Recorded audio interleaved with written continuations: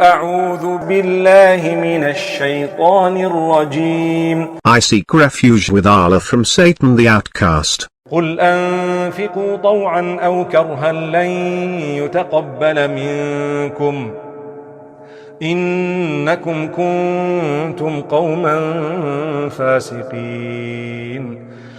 Say, whether you spend willingly or unwillingly, it will not be accepted from you. You are evil people.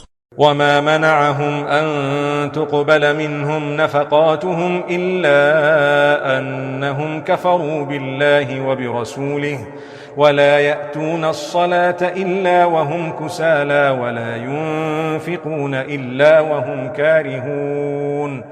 What prevents the acceptance of their contributions is nothing but the fact that they disbelieved in Allah and His Messenger, and that they do not approach the prayer except lazily, and that they do not spend except grudgingly. فلا تعجبك أموالهم ولا أولادهم إنما يريد الله ليعذبهم بها في الحياة الدنيا وتزهق أنفسهم وهم كافرون. Let neither their possessions nor their children impress you. Allah intends to torment them through them in this worldly life, and that their souls depart while they are disbelievers.